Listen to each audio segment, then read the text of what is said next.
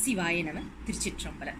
Welcome back to our discussion on 9th Thirumurai, 2nd Thirupadigam, 8th verse. Again, it's a beautiful verse. Let's look at the verse first. Tiruchitrambalam. Kani, yeri, visiru karam thudi vidavai kanganam singai matrabayam pinigeda ivai kandu un peru nadathil pirivilar perumbatra poliyo tini mani neela கண்டத்தென்னாமுதே சீகொள் சிற்றம்பல கூத்தா அணிமணி முறுவல் பவளவாய் செய்ய சோதியுள் அடங்கிற்று என் அறிவே. திருச்சிற்றம்பலம். Again, we are going to talk about the beauty, the magnanimity of Lord Shiva's cosmic dance. Today, we don't have a choice but to compare with Unmai Vilakam, even though my intention was not to touch on Siddhantam while going through these particular verses, especially the 5-minute series. But today, I think it's going to be a little bit difficult without going through Unmai Vilakam because it will give us more detailed understanding of this particular verse. It starts as Lord Shiva is holding on to fire in one of his hands. We all know fire represents Na in the 5-letter syllable mantra, which is Namasivaya. So Na is represented as the fire, and he's in this particular verse he says this is the best fire that we can see. How can a fire be a best fire or a better fire, right? That's something which is unbelievable. The reason why we call this as the best fire is because it helps to burn out all our karmic deeds and effect. Not only that, Lord Shiva's one of the hand is focusing on his feet. If you look at Lord Shiva's cosmic dance, you can see one of the hand swaying to the other side as if pointing to his toe, the little toe that has been in the dancing position, right? So that is basically represented as Va in Namasivaya.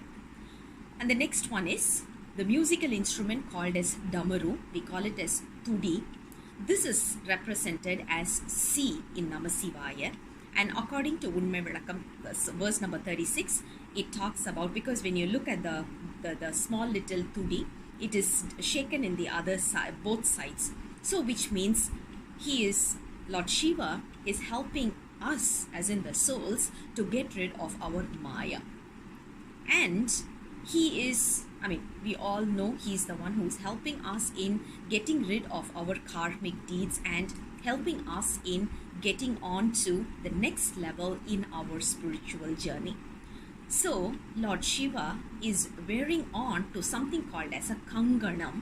In Tamil, kanganam means something like we tie on our wrist in order to take a promise or an oath.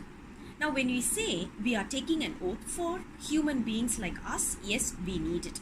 Even when we are taking up a parliamentary position or in a police or in a doctor, we do take oaths. Now, let's look at Lord Shiva. Why does he need to take a promise, an oath? There is no need for it, right? But he does. One of his intentions is to make sure that we all get our realization, attain self-realization or salvation. And that is the only promise that he has for himself, that whatever it is, he's going to release us from this vicious cycle of birth and death. That is why Lord Shiva is wearing the kanganam.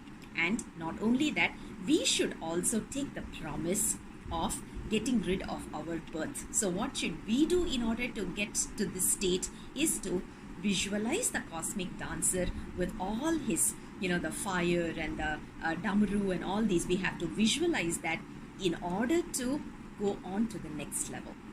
Beautiful dance is being performed by Lord Shiva, the cosmic dancer, in Chidambaram, which is Thillai.